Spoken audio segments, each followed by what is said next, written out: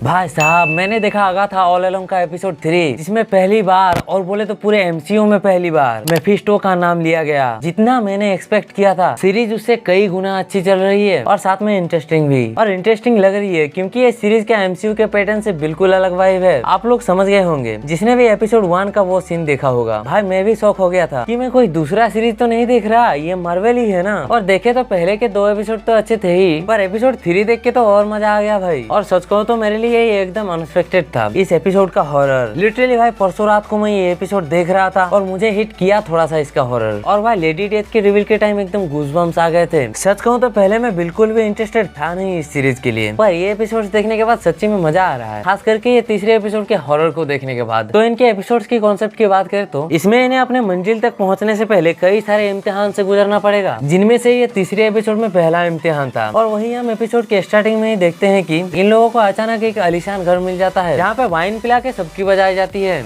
यही मतलब इनके डर से रूबरू कराया जाता है। पर इन सब के बीच हमें ये पता चलता है कि अगाथा ने डार्क होल्ड के लिए मेफिस्टो से अपने बेटे की सौदा की थी। और यहीं पे हमें ऑफिशियली एमसीयू में मेफिस्टो का नाम सुनने को मिलता है। और इस नाम को सुन के कोई खुश हो ना हो, मोहित भाई के दिल को बड़ा सुकून मिला होगा कि आखिरकार एमसीयू में आ गया मेफिस्टो। कम से कम उसका नाम तो सुनने को मिल ही गया। और इन्हीं सब में जब आखिर में अगाथा को हेलुसिनेशन होता है तो उसे उसके डर में उसके बच्चे के रोने की आवाज आती है। पर जब वो जाके देखती है तो वहाँ उसे बच्चे के बदले डार्क होल्ड दिखाई देती है। तो ये सब देखने के बाद अब तो हर किसी के दिमाग में ये सवाल उठ ही गया है कि ये जो लड़का है जिस पर मंत्र जाल लगाया गया है, जरूर से यही अगाथा का बेटा है। हो ना हो इसे मेफिस्टो ने ही भेजा होगा अगाथा के पास डार्क होल्ड का पता लगाने के लिए, या फिर कुछ और ही मिस्ट्री है इस लड़के के साथ। पर यार अगाथा के बिहेवियर में मुझे एक चीज अजीब लगी कि वो शुरुआत से ही किसी की भी परवाह नहीं करती है। और जब हर कोई उसे जहर वाला वाइन पीने को कहती है तो वो पीने को मान नहीं रही होती है। पर जब ये जहर वाला वाइन ये लड़का पी रहा होता है तो वो तुरंत मान जाती है कि नहीं नहीं, तुम्हें पीने की जरूरत नहीं है, मैं ही पी लेती हूँ। पर इसका इस लड़के के लिए इतना हमदर्दी क्यों? इसका आंसर तो हमें आगे के एपिसोड्स में ही पता चलेगा। और जिस तरह से ये एपिसोड था, लगता है हमें हर एक एपिसोड में एक एक करके अलग अलग टाइप के इम्तिहान देखने को मिलेंगे। भाई ये अभी ही इतना इंटरेस्टिंग लग रहा है, तो आखिर तक ये कितना पीक तक जाएगा देखते हैं। अभी तक तो मजेदार ही चल रही है, पर इन सब के बीच अब मिसेस हार्ट नहीं रही। वो जहर वाली वाइन पीने के बाद वो सर्वाइव नहीं कर पाई, पर वो मरी कैसे? उसे भी तो एंटीडोट पिला दिया गया था। हाँ, तो पहले मैं सोच रहा था कि वो जादूगरनी नहीं है इसीलिए मर गई, पर मेन रीजन इन दोनों में से कुछ नहीं है। आप लोगों ने ध्यान दिया जब एंटीडोट बन रहा था तो उसमें हर किसी ने एक एक करके अपना हेयर डाला, पर वहाँ मिसेस हार्ट का हेयर डालना हर कोई भूल गया, इसीलिए उनके एंटीडोट पीने के बावजूद भी कुछ काम नहीं किया और वो वहीं पे मर गई। तो देखते हैं ये सीरीज आगे हमें और क्या क्या एडवेंचर दिखाती है और इसकी ये स्टोरी एमसीयू में कितना इम्पैक्ट डालती है। हाँ, पर इसकी एग्जिस्टेंस एमसीयू में कुछ इम्पैक्ट डाले या ना डाले, पर देखने में तो मजा आ रहा है। तो आपको ये सीरीज कैसी लग रही है कमेंट में जरूर बताना। और अगर आपको एमसीयू के नए विलेन डॉक्टर डूम के बारे में जानना है तो लेफ्ट वाली वीडियो पे क्लिक करो। और अगर आपको जानना है वेनम 3 के big daddy god of symbiote Knull के बारे में तो राइट वाली वीडियो पे। तो मैं मिलता हूँ आपसे इन्हीं द स्किन के किसी वीडियो के साथ। बाय।